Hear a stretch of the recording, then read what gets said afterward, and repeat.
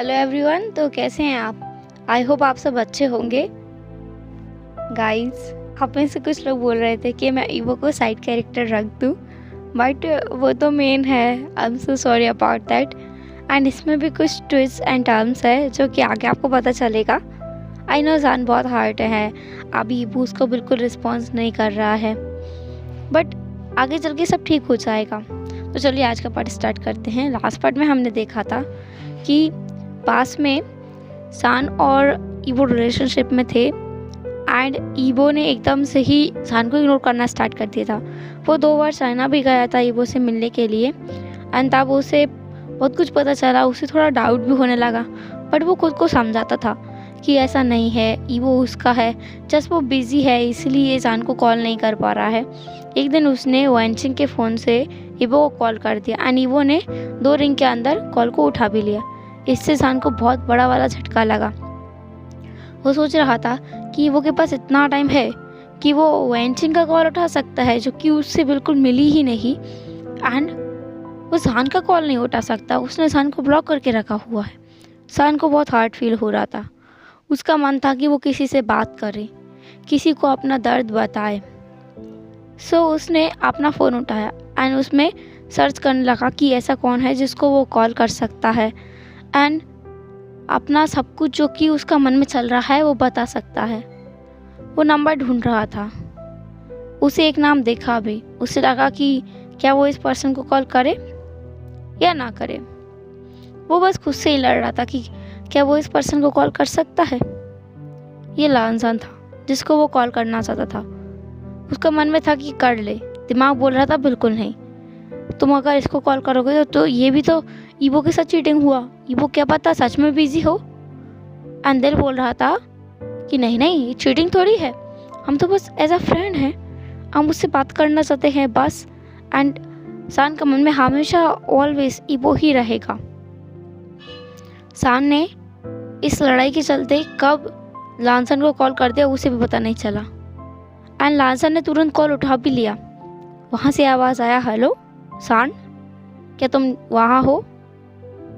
सान ने अब ध्यान दिया कि उसने सच में कॉल कर दिया है।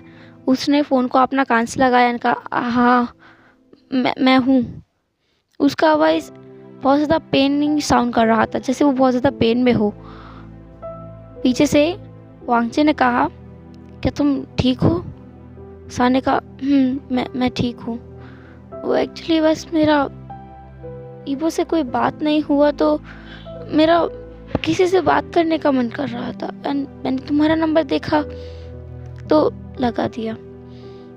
वांगचे ने कहा, कोई बात नहीं, तुम चाहो तो तुम हमारे घर आ सकते हो। सान ने कहा, नहीं नहीं, तुम्हें परेशान करने का मेरा कोई इरादा नहीं है, बस मैंने तो ऐसे ही किया था, चलो मैं रखता हूँ। पीछे से वांगचे ने कहा, नहीं नहीं रुको तो, एक्चुअली मुझे तुम्हें किसी से मिलवाना है, तो तुम जल्दी यहाँ आ जाओ। सान ने कहा, बट किससे? वांगची ने कहा, तुम आओ तो, तुम्हारे लिए सरप्राइज है, यू नो, जिससे मिलवाना चाहता हूँ उसके लिए भी सरप्राइज है। सान को लगा कि शायद अब वांगजी उससे विंग से मिलवाएगा। सान भी एक्साइटेड था विंग से मिलने के लिए एंड अभी उसे अपना माइंड को डाइवर्ट करने का बहुत ज़्यादा ज़रूरत भी है, तो उसने कह दिया, हाँ वो आ रहा है। उसने कॉल को रखा एंड वो तैयार होने के लिए चला गया। उसने बहुत ही सिंपल कपड़ा पहना था, उसका मन नहीं था कहीं भी जाने का।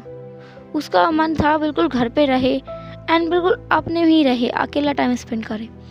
पर उसे खुद के माइंड को डाइवर्ट करना है जिससे कि वो अपना दूसरा काम में भी फोकस हो सके। उसका कॉलेज भी है अभी तो एंड उसका सेमेस्टर्स आने वाला है, उसे उसका प्रिपरेशन करना है। अभी के लिए इंसान को खुद पे ही ध्यान देना चाहिए। सो वो वांगजी का घर पे चला गया। वांगजी का घर पे आने के बाद वो डोर पे खड़ा था एंड बस नॉक करने वाला था, पर तभी गेट खुल गया। सान ने सामने वांगजी को देखा, जो कि फर्स्ट टाइम देखा है उसने कि वांगजी स्माइल कर रहा है। उसका फेस पे एक छोटा सा स्माइल है। सान ने कहा, तुम्हें कैसे पता कि मैं अभी आ गया? वांगजी ने कहा, तुम्हारा फुट स्टेप्स। सान ने कहा, हाँ फुट स्टेप्स, हाँ तुम्हें अंदर आ जाओ। वांगजी ने सामने से हट गया, इंसान अंदर आ गया। वो लोग अंदर आए। सान ने कहा तो? वांग जी ने कहा सान ने कहा तो मुझे मिलवाओ, किससे मिलवाने वाले थे? वांग जी ने कहा चलो मेरे साथ। वो सान को एक कमरे में लेके गए जो कि वांग जी का रूम से बिल्कुल ही पास में है। सान ने वांग जी का घर एंड उसका रूम पहले ही देखा हुआ है। वो यहाँ कई बार आ चुका है एंड कई बार उसका फ्रेंड्स के साथ गेट टुगेदर भी उन्होंने वांग जी का घर पे किया है। सान उस रूम में कभी नहीं गया एंड वांग जी ने भी उसे कभी वहाँ जाने का परमिशन नहीं दिया। जब विंग पूछता था तो वांग जी बोलता था कि उसमें कुछ ऐसा है जो वो नहीं चाहता कि कोई देखे। सान वहाँ कभी नहीं गया एंड आज वांग जी खुद उसे उस रूम में लेके जा रहा है। वांग जी उसे उस रूम में लेके गया एंड सान ने देखा कि बेड पर एक छोटा सा बच्चा लेटा हुआ है एंड सामने की तरफ देख रहा है। एंड जब उस बच्चे ने ध्यान दिया कि गेट पे कोई आया है, उसने उस तरफ देखा एंड जैसे उस बच्चे ने सान और वांग जी को देखा, वो बेड से उछलते हुए खड़ा हुआ एंड बाबा कहते हुए भागकर आ गया। बाबा आप आ गए, मैंने आपको बहुत मिस किया। उसने ऐसा कह करके सान के लेग्स को हक कर लिया। सान तो एकदम ही शॉक में चला गया एंड स्टफ खड़ा रहा। उसका दिमाग तो काम ही नहीं कर रहा था कि ये बच्चा उसे बाबा बोल रहा है, उसे बाबा बोल रहा है। वो तो इस बच्चे से पहली बार मिल रहा है, उसने तो इस बच्चे को कभी देखा भी नहीं है। थोड़ी देर में उसने खुद को संभाला एंड उस बच्चे को खड़ा किया और वो खुद भी घुटनों के बल बैठ गया। उसने उस छोटे से बच्चे के गाल पे हाथ रखा और कहा बाबा, तो तुम सबको बाबा बोलते हो? उसने कहा नहीं नहीं, आप बाबा हो, ये डैडा है। आप चले गए थे ना, अब कैसे आ गए? आप लड़के आए हो ना भगवान जी से मेरे लिए? ये सुनकर सान को बहुत बुरा लगा एंड उसे कुछ रियलाइज हुआ। उसने वांग जी की तरफ देखा कंफर्मेशन के लिए। वांग जी ने नोट किया एंड कहा ये मेरा और विंग का चाइल्ड है। सान को अपना हार्ट में बहुत ज़्यादा पेन फील हुआ कि इस बच्चे का बाबा शायद अब नहीं रहा। तभी तो बच्चा बोल रहा है कि भगवान जी से लड़के आए हो। सान ने उस बच्चे को अपना गोद में उठा लिया एंड कहा मेरा इतना प्यारा बेबी के लिए तो मैं आ ही सकता हूँ।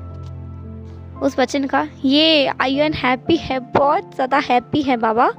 हम लोग अब साथ साथ रहेंगे ना, आप नहीं जाओगे ना अपना आयुन को छोड़ करके? आप प्रॉमिस करो। उसने अपना लास्ट फिंगर जो छोटा फिंगर है उसको आगे किया सान से प्रॉमिस लेने के लिए।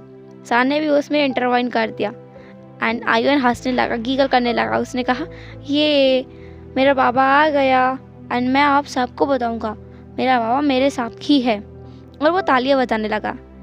वांग जी भी उसे ऐसे देखकर थोड़ा खुश हो रहा था।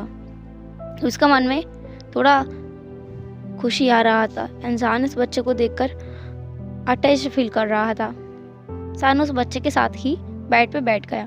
तो लिटिल रेडिश, मुझे बताओ तुम क्या कर रहे थे यहाँ अकेले अकेले? उस बच्चे ने कहा बाबा आपको पता है आपके जाने के बाद मैंने खुद को रूम में लॉक कर लिया। मैं किसी से बात नहीं कर रहा था एंड अगर आप नहीं आते तो मैं किसी से बात करता भी नहीं।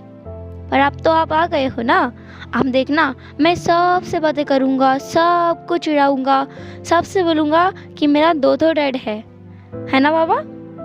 सान ने कहा तुम्हारा दो डैड है। वांग जी ने कहा आयुआन बेटा अब तुम कुछ खा लोगे? देखो अब तो तुम्हारा बाबा भी आ गया। आयुआन ने उछलते हुए कहा डैडा बिल्कुल, अब आयुआन बहुत अच्छा बच्चा बनेगा। वो रोज़ मिल्क पिएगा, जूस पिएगा एंड अच्छे से खाना खाएगा जिससे वो जल्दी बड़ा हो जाए और अपना बाबा का केयर कर सके। वो ये बहुत ही क्यूटली बोल रहा था। सान को वो बच्चा बहुत प्यारा लग रहा था। सान ने कहा तो मेरा लिटिल रेडिश बड़ा होना चाहता है, क्यों? आयुआन ने कहा आपको प्रोटेक्ट करने के लिए बाबा। मैं आपको प्रोटेक्ट करके रखूँगा एंड आपको हमेशा खुश रखूँगा। सान ने कहा अच्छा तुम ये करोगे, तुम्हारा बाबा क्या करेगा? आयुआन ने कहा नहीं आप बाबा से दूर ही रहना, बाबा अच्छे नहीं है। सान ने कहा क्यों, बाबा क्यों अच्छे नहीं है? उस बच्चे ने कहा पाउट करते हुए बाबा अच्छे नहीं है। आपको पता है जब आप यहाँ नहीं थे ना तो वो मुझे हमेशा रूम में लॉक होने के लिए बोलते थे। एंड जब भी आप यहाँ आते थे ना, मैंने देखा है आपको खिड़की से, आप बाहर बैठते थे, अपना दोस्तों के साथ बातें करते थे। एंड बाबा मुझे बाहर नहीं आने देते थे, मुझसे बोलते थे अगर मैं बाहर आया तो सब लोग डर जाएंगे एंड भाग जाएंगे। क्या मैं डरावना हूँ? सान ने उस बच्चे को अपना गोद में बिठा दिया एंड कहा, बिल्कुल भी नहीं बेबी, तुम बिल्कुल डरावने नहीं हो, तुम तो बहुत क्यूट हो एंड बहुत ही प्यारे बच्चे हो। अब से तुम्हारा बाबा तुम्हें नहीं रोकेगा। क्या तुम मेरे साथ चलना चाहोगे? ये जान ने बोल तो दिया जस्ट आयुन को मनाने के लिए, लेकिन ये बहुत बड़ा मुसीबत था उसके लिए, क्योंकि आयुन तुरंत मान गया। उसने कहा, ये मैं आपके साथ रहूँगा, मुझे वैसे भी बाबा के साथ रहने का शौक नहीं है। बाबा हमेशा काम में बिजी रहते हैं, अंकल भी बिजी रहते हैं, एंड आपको पता है ग्रैंडपा भी बिजी रहते हैं, वो मुझे टाइम नहीं देते, लेकिन आप मुझे टाइम दोगे ना, मैं आपके साथ जाऊँगा। हाँ, आयुन आप बाबा के साथ जाएगा और खूब मस्ती करेगा। सान ने कहा, मैं तो ऐसे ही बोल रहा था युवान। अब वो उसके चेहरे पे परेशानी साफ झलक रहा था। इस नज़ारे को देख करके कोई और था जो ज़ोर ज़ोर से हंसने लगा। उन लोगों ने डोर की तरफ देखा तो वहाँ पे लांसेचन खड़ा हुआ था, जो कि ज़ोर ज़ोर से हंस रहा था। उसने अपना पेट पकड़ लिया था। सान ने लांसे की तरफ देखा और कहा, हाँ ये तो गलत बात है, आयुन तुम मुझे फंसा रहे हो। आयुन ने कहा, नहीं बाबा बिल्कुल नहीं, आयुन तो अच्छा बच्चा है ना, वो अपने बाबा को कैसे फंसा सकता है। आयुन तो अपने बाबा के साथ रहना चाहता है, खेलना चाहता है और टाइम बिताना चाहता है। बेचारा सान, उसने ये बोलकर कि आयुन उसके साथ चले बहुत गलती कर दिया, पर उसे इस चीज़ का पछतावा नहीं हो रहा था। उसने स्माइल किया और कहा, अगर तुम्हारा डैड परमिशन दे दे तो हम लोग घूमने चल सकते हैं। आयुन ने अपना फादर की तरफ देखा और कहा, इनसे परमिशन लेने की ज़रूरत नहीं है, मैंने परमिशन दे दिया, हो गया, चलो। सान ने कहा, अरे मुझसे परमिशन लेना ज़रूरी है, वो तुम्हारा फादर है। आयुन ने कहा, तो क्या, वो है आप ही तो हो, अगर आप ले जाना चाहते हो तो मना नहीं कर सकते। क्यों बाबा, करोगे मना? वांग जी ने कहा, बिल्कुल नहीं करूँगा। वांग जी थोड़ा हैप्पी दिख रहा था और जान देख सकता है कि जो उसके चेहरे पे टेंशन दिखता था वो इनको हमेशा, वो अब नहीं दिख रहा है, वो थोड़ा हैप्पी है अभी के लिए। सान को ये देखकर थोड़ा अच्छा लगा। एंड इन सब में जान अपना और ईवो का मैटर को पूरी तरह से भूल गया था। वो भूल ही गया था कि अभी वो रोकर आ रहा है, उसे कितना टेंशन हो रहा था, हैवी फील हो रहा था, एंड अभी उसे कितना लाइट और हैप्पी फील हो रहा है आयुन के साथ में। देन वो लोग रेडी हुए, आयुन और वांग जी, एंड लांसजन भी उनके साथ गया। जब वो लोग निकल रहे थे तभी एक गाड़ी आया एंड उससे लानकुरन बाहर आया, जिसको सान ने देखा है। एंड वो सान से कुछ ज़्यादा ही रूड रहता है, पता नहीं क्यों, बट वो रहता है। जब लानकुरन वहाँ आया एंड उसने देखा कि जान की गोद में आयुन है एंड जान ने अपना सर झुका रखा है, तो लानकुरन उनके पास आया एंड जान के सर पे हाथ फेरा। इससे सब लोग शॉक में चला गया, क्योंकि कभी लानकुरन ने ऐसा किसी के साथ नहीं किया, उसका नेफ्यू उसके साथ भी नहीं। उसने बहुत प्यार से कहा, कहाँ जा रहे हो तुम दोनों? सान ने थोड़ा हेजिटेट करते हुए, डरते हुए कहा, सर हम लोग घूमने जा रहे हैं, अगर आप परमिशन देंगे तो। नहीं देंगे तो मैं चला जाता हूँ। लानकुरन ने कहा, अकेले अकेले जाओगे, मुझे साथ लेके चलो। ये सुनकर अगेन सबको शौक लगा, क्योंकि इतने जल्दी, जस्ट पल भर में लानकुरन कैसे बदल गया। लानकुरन अंदर गया रेडी होने के लिए एंड सब लोग हॉल में आ गए। जब लानकुरन आने वाला था तभी उसका गेट पे नॉक हुआ। वहाँ पे लांसेजन था। लांसेजन ने लानकुरन से पूछा, अंकल वो सब क्या था? लानकुरन ने कहा, मुझे लगता था कि वो लड़का जान वांग जी को फंसाने का कोशिश कर रहा है, या फिर वो आयुन को कभी अपनाएगा नहीं, लेकिन अभी मैंने जो देखा कि उसकी वजह से आयुन खुश है, मेरा ग्रैंड चाइल्ड हैप्पी है, तो मुझे उससे कोई परेशानी नहीं है। इवन वो लड़का काफ़ी अच्छा है, मैंने उसे कई बार देखा है। जस्ट मैं उससे इसलिए दूर रहता था एंड वांग जी को दूर रखना चाहता था। मुझे लगता था कि शायद वांग जी दोबारा हार्ट हो जाए एंड आयुन भी हार्ट हो जाए, पर अभी वो खुश है, यही मेरे लिए काफ़ी है। लांसेचन ने देखा कि अंकल उन सबका कितना केयर करते हैं। अगर वांग जी खुश है तो लानकुरैन उसके लिए कुछ भी करने को तैयार है। बस लानकुरैन जताता नहीं है अपना लव को अपना नेफ्यूज़ के लिए, अपना ग्रैंड चाइल्ड के लिए, बट वो उनसे करता है। सो सब लोग घूमने चला गया, उन्होंने आइसक्रीम खाया, पार्क में घूमा, टहला, एंड आयुन ने बहुत सारा मस्ती किया अपना बाबा के साथ में, अपना ग्रैंड फादर के साथ में, एंड अपना अंकल के साथ में। सान ने भी उसे बिल्कुल एक स्पॉइल्ड चाइल्ड की तरह सब कुछ दिलाया जो कि वो डिमांड कर रहा था। एक मॉल में आकर के आयुन ने कहा कि उसे कुछ टॉयज चाहिए। सान ने कहा क्या टॉयज चाहिए बेबी? आयुन ने एक तरफ पॉइंट आउट किया एंड कहा मुझे वो चाहिए। सान ने देखा कि वहाँ पे 2 टॉय रखा है एक साथ में एंड उधर लिखा है मो दाओ जूशी कैरेक्टर्स। इंसान ने देखा कि वो कैरेक्टर्स कितना अच्छा दिख रहा है, एलिगेंट है। उसने कहा वाह आयुन, तुम्हारा चॉइस तो बहुत अच्छा है। आयुन ने कहा क्योंकि बाबा का चॉइस अच्छा है इसलिए आयुन का चॉइस अच्छा है ना बाबा? वो जान से ये पूछ रहा था। इंसान भी हंसते हुए बोला था मेरा लिटिल रेडिश बहुत अच्छा है। उसने आयुन के बालों को रफल किया। आयुन ने कहा बाबा आपने मेरा बाल बिगाड़ दिया। सान ने कहा तो तुम्हें कोई परेशानी है? आयुन ने कहा नहीं मुझे कोई परेशानी नहीं है, अगर आप मेरा बाल बिगाड़े तो।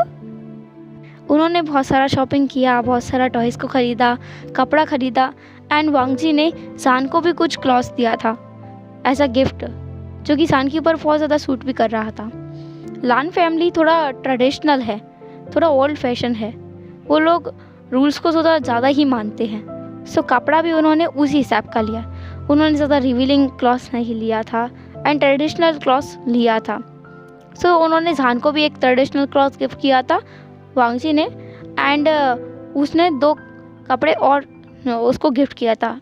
एक तो टी शर्ट था और दूसरा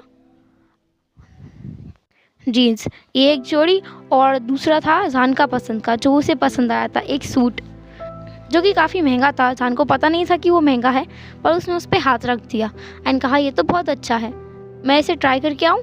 सब लोगों ने नोट किया, वो ट्राई करके आया तो वो उसमें बहुत ज़्यादा हैंडसम लग रहा था। वांग जी ने उसे ख़रीद लिया। जब जान को पता चला कि वो बहुत प्राइसी क्लॉथ था तो उसने वांग जी को डांटा भी कि उसे ऐसा नहीं करना चाहिए था। एंड वांग जी जब जान उसे डांट रहा था तो वो बस स्माइल कर रहा था। एंड जान भी बहुत खुश रहा। आज का दिन उसने बहुत फन किया एंड वो सब कुछ भूल गया, उसका टेंशन, हेजिटेशन, सब कुछ जो उसका साथ हो रहा था अभी थोड़ा देर पहले। सुबह सुबह कितना ज़्यादा दुखी था ईवो से बात ना होने की वजह से, उसने वेंचिंग के ज़रिए उससे बात किया था, वो सब कुछ भूल गया। पूरा ही इस लान फैमिली में वो रंग गया था पूरे तरीके से। वो लोग घर आए, घर आकर उन्होंने डिनर किया एंड जान ने फिर कहा कि अब मुझे चलना चाहिए। जब जान ने ये कहा तो वो खुद भी थोड़ा अपसेट साउंड कर रहा था। उसे जाने का कोई मन नहीं था, वो दोबारा वहाँ नहीं जाना चाहता जहाँ उसे दुख मिलता है। वांग जी, लान सिचन, लानकुरैन, स्पेशली आयुआन तो जान का पैरों को हक करके रोने लगा। नहीं बाबा, आपने कहा था आप मुझे साथ लेके जाओगे, अगर आप जाना है तो मुझे लेके जाओ, मुझे यहाँ मत छोड़ो, मैं यहाँ नहीं रह पाऊँगा, प्लीज़ बाबा। जान ने कहा आयुआन बेबी मुझे थोड़ा काम है, मैं पक्का जल्दी आऊँगा, आई प्रॉमिस। आयुआन ने कहा आपने प्रॉमिस किया था आप मुझे लेके जाओगे। ऐसा नहीं होता बाबा, आप चीटिंग कर रहे हो। आयुआन आपको माफ़ नहीं करेगा। सान ने आयुआन को किया एंड कहा आयुआन तुम समझा करो बेटा, मैं कल पक्का तुमसे मिलने आऊँगा, मैं रोज़ मिलने आया करूँगा। आयुआन का प्रॉमिस।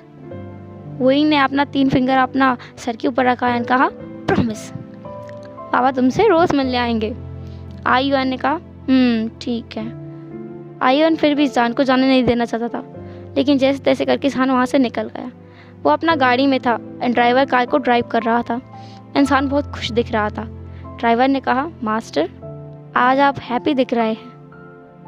सान ने कहा हैप्पी, मैं तो रोज़ ही होता हूँ।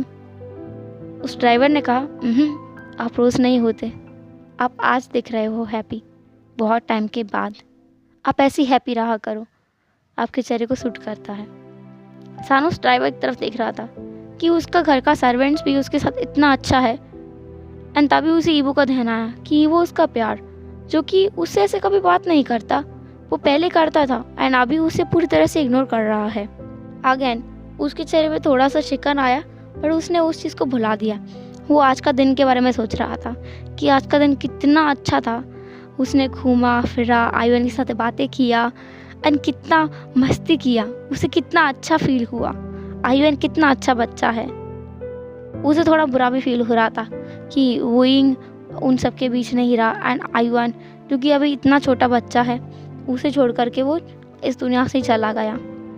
आयुन अभी 3 साल का बच्चा है जो कि अपने पापा को बहुत मिस करता है, लेकिन वो बहुत इंटेलिजेंट है। सान ने आज देखा, उसने उससे बहुत सारा क्वेश्चन पूछा था एंड आयुन तुरंत ही जवाब दे रहा था। आयुन के इस बारे में सोचते ही सान फिर से हंसने लगा। उसने फिर से स्माइल किया। थोड़ा देर में वो घर पहुंच गया। घर जाने के बाद उसने देखा कि उसका बटलर ने खाना बनाया है। सान ने कहा, अंकल आपको खाना नहीं बनाना था, मैं खा के आया हूँ। बटलर ने कहा, सच में खा के आए हो मास्टर? सान ने कहा, अंकल आप मुझे मास्टर मत बुलाया कीजिए, मैं आपसे बहुत छोटा हूँ। आप मेरा नाम ले लो या फिर कुछ भी बोल लो, पर मास्टर नहीं।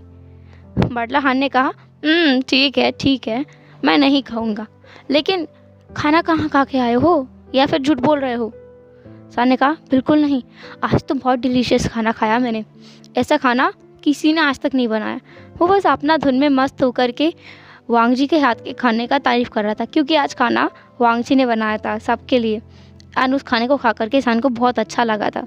तो बस तारीफ़ किया जा रहा था कि ऐसा खाना उसने लाइफ में कभी नहीं खाया और इतना डिलीशियस खाना था। इवन उसके टाइप का ही खाना बनाया हुआ था, बिल्कुल स्पाइसी। उसे बहुत अच्छा लगा वो खाना खाकर। बटलर हान सान को ही देख रहा था। बटलर हान ने कहा, तो तुम किसी होटल से खा के नहीं आए हैं ना? सान ने फ्लो में बोल दिया, हाँ, होटल से कौन खा के आता है, मैं तो वांग। देन उसे याद आया, उसने कहा, मैं मतलब मेरे दोस्त के घर गया था, उसने बनाया था खाना, बहुत अच्छा था। बटलर हान ने कहा, ठीक है, तो फिर ये खाना हम खा लेंगे, आप जाके आराम कीजिए।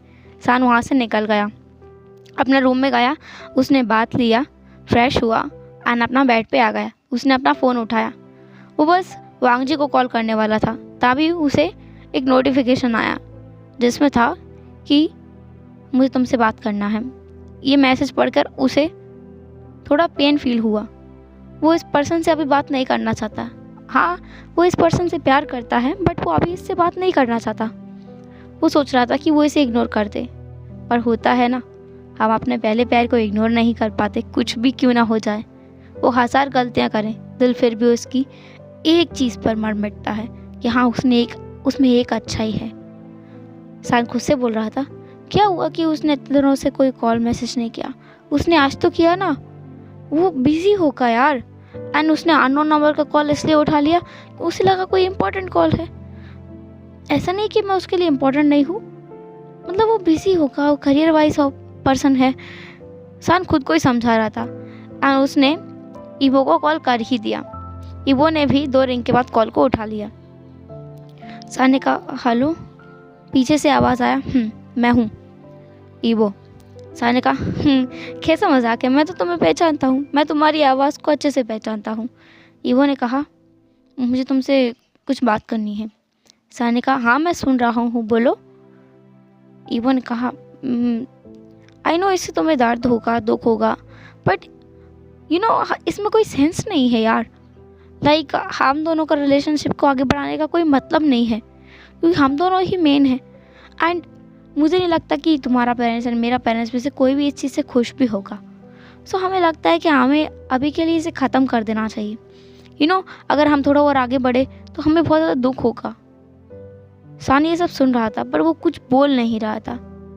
वो बस अपना रोने को रोकने का कोशिश कर रहा था कि बस उसकी आंखों से आंसू ना आ जाए, उसकी आवाज़ में वो रुआसापन आ ना जाए, जिससे वो समझ जाए। वो अपना दर्द नहीं बताना चाहता। अगर वो जाना चाहता है तो वो ऐसे एक बार उसे रोकने का कोशिश करेगा। सान ने खुद के रोने को कंट्रोल किया एंड कहा, तो अब क्या?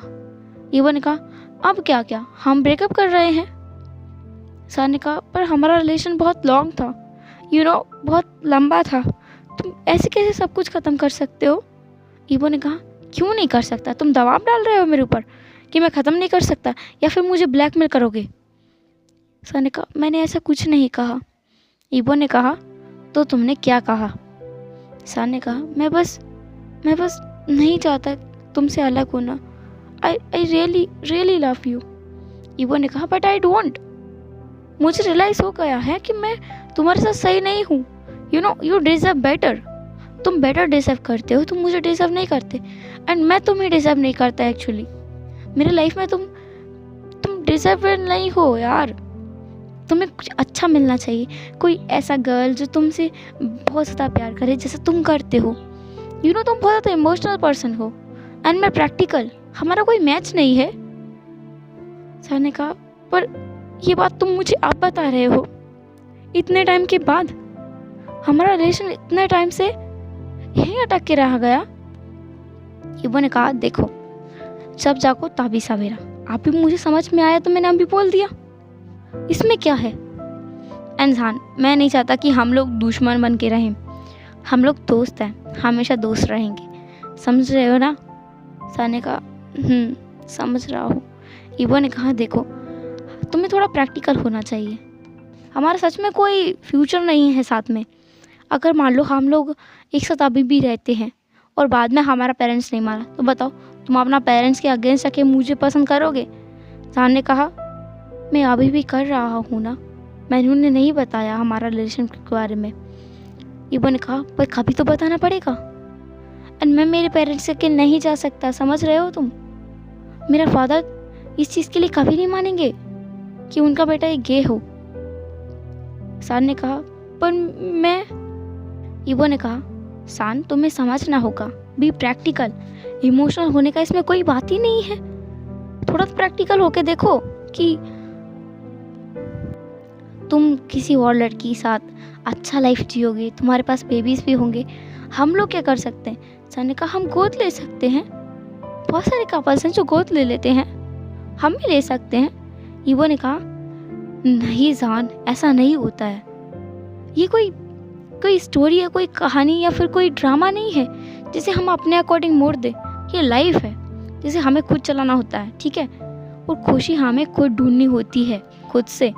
कोई और हमें आके खुशी ऑफर नहीं कर सकता। सान ने कहा, लेकिन हम लोग तो खुश हैं ना साथ में। ईवो ने कहा, कौन खुश है? तुम्हारा आवाज़ मैंने मॉर्निंग में सुना था। तुमने किसी और के फ़ोन से मुझे कॉल किया एंड मुझसे बात किया। तुम्हें पता है मैं कितना बिजी था, फिर भी तुमने मुझे डिस्टर्ब किया ना। मैंने तुमसे कहा था कि थोड़ा दूरी बना के रखते हैं कुछ टाइम के लिए, पर तुम इमोशनल हो, तुम नहीं समझ सकते सान। And I am saying you कि तुम सच में कुछ अच्छा डिजर्व करते हो। मैं तुम्हें डिजर्व नहीं करता, मैं प्रैक्टिकल पर्सन हूँ। मैं तुम्हें बार बार हर्ट कर रहा हूँ, समझ रहे हो तुम? सान ने कहा, पर मैं हर्ट होने के लिए भी तैयार हूँ, लेकिन तुमसे दूर जाने के लिए नहीं। ईवो ने कहा, लेकिन मैं नहीं हूँ, ठीक है? तुम्हारे बार बार परेशान करने से मैं इरिटेट हो जाता हूँ।